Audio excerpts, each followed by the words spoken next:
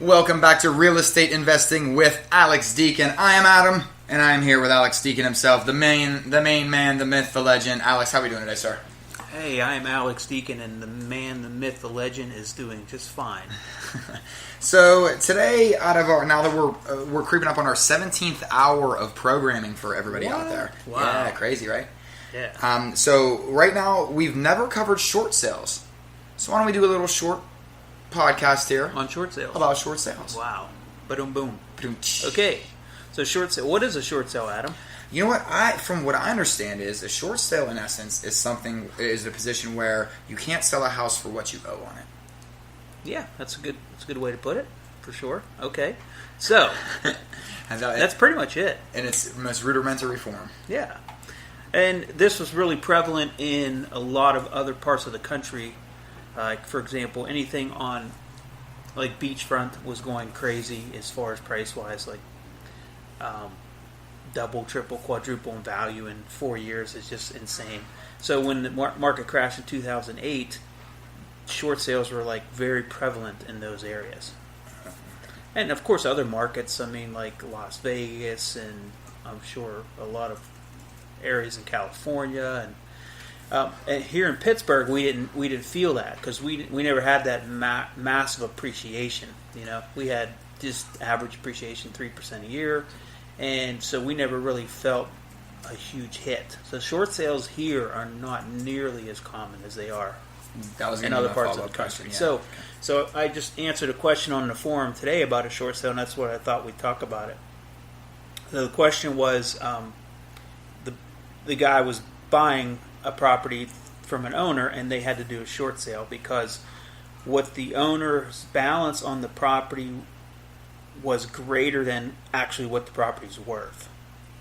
So here's how I've done them in the past, and I've done them for clients, and this is how they work. At least the ones that I've experienced, this is how they work. So the first thing you're going to have to do is meet a buyer who's in that situation, a seller who's in that situation. Then you negotiate a price with the seller. Bank has nothing to do with the price you negotiate. So let's say you negotiate $150,000 and you both sign a sales agreement.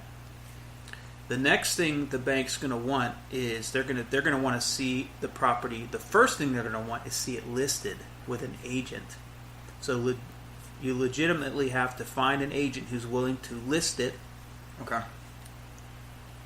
And sometimes the bank may even want it to be on the market first for a little bit. But the ones I've done is that you have them listed with an agent, then you go to the bank with a listing agreement, and you go to the bank with the sales agreement that you've already agreed on with the seller. And the next step is the seller has to contact the loss mitigation department of that bank and has to have a discussion with them. What's the next step I need to do? I'm going to have to sell my home. It's a short sale. The bank's going to send you out a packet, a short sale packet, questionnaires on it, and so on and so forth. Now, you can't do a short sale if, let's say, you're underwater on your house. It's worth $150, but you owe $200, and the bank finds out that you have $1 million in the bank. Right. It's not going to work because the bank's going to see your assets. Right. So you're going to have to fill out all that personal information, provide tax returns. They're going to want all this information in that short sale packet. Now, let's just say, for all intents and purposes, that the packet gets accepted and we're good. Now we can move to the next step. The next step is they take everything that you provided in the packet, the seller. They take the listing agreement, they take the sales contract, they review it all, and then they're going to send out someone to look at the home to evaluate the value of it. Right? They're not going to even do anything until they send out an appraiser or another real estate broker, and that's not an appraisal, that's called a BPO, a broker's price opinion. Once they get that value back, so let's say, and you just don't know what that's going to come in at. Let's say that broker comes out or that appraiser comes out and says, we feel the house is worth $180. You've offered them $150, right? So the bank may look at that and say, okay, are we going to accept 180 or 150 even though it's worth 180? They may. But chances are they're going to want as close to 180 as possible, like maybe within 10%. So they may counter your offer as a buyer. They may say, you know, we're willing to do a short sale because the seller has no financial way to pay this mortgage. We're going to have to, as a bank, foreclose, hire an attorney. It can take 6 months to a year or longer to get this property back. We're going to lose tens of thousands of dollars. We will sell it to you, Mr. Buyer, right now for $160. Then you, as the buyer, need to figure out if $160 works for you. Now, could it go into a bidding war where you go back and forth for a little bit? Okay. Yeah. Okay. Absolutely. And here's the other thing you have to remember. If there's more than one loan, sometimes there's a first and then there's a second mortgage and even a third mortgage. Right. You might as well just like chalk that one up as never happening. It's so difficult because now you have 3 lenders to contend with. Okay. So the first lender who has first position, if it does go to foreclosure, those other 2 get wiped out. Okay? Okay. So the first lien holder has really all the leverage because the other 2 liens will go away.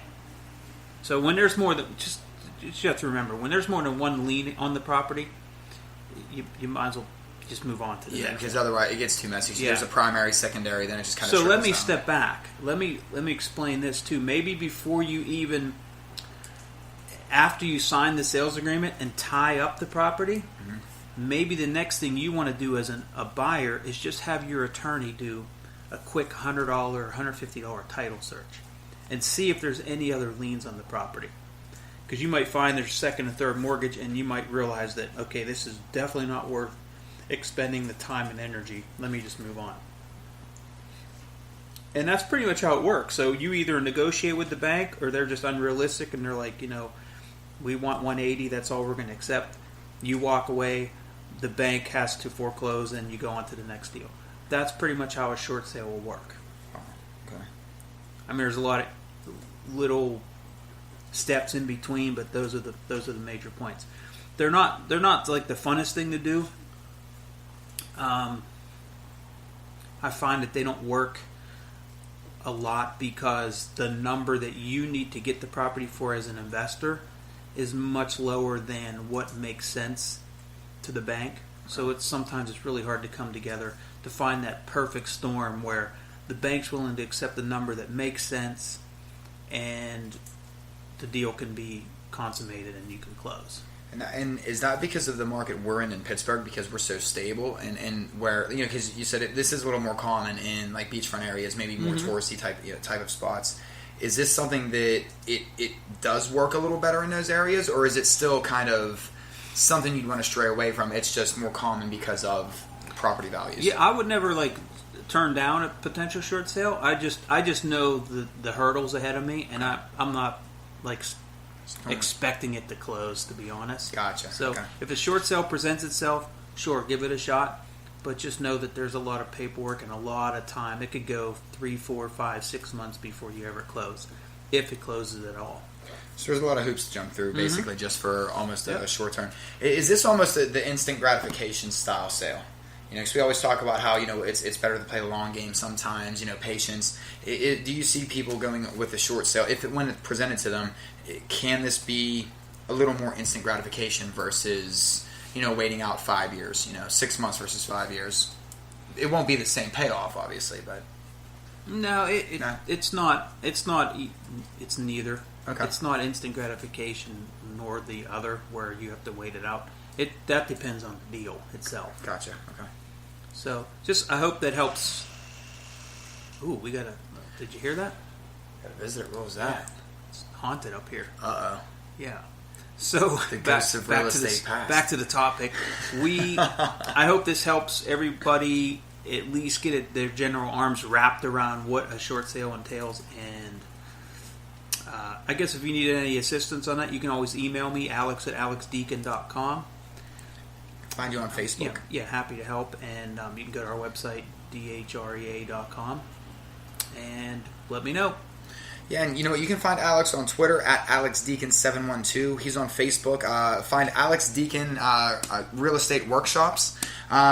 Deacon Hoover Real Estate Advisors on Facebook. On Twitter, it's at Deacon Hoover. Guys, search Alex Deacon, Real Estate Investing with Alex Deacon, or Deacon Hoover on your favorite podcasting sites to get all of the 17 hours of information that we have for you here. Listen, for Alex, for everyone here at DHRE, we thank you so much for listening into this audio short, and we'll see you next time.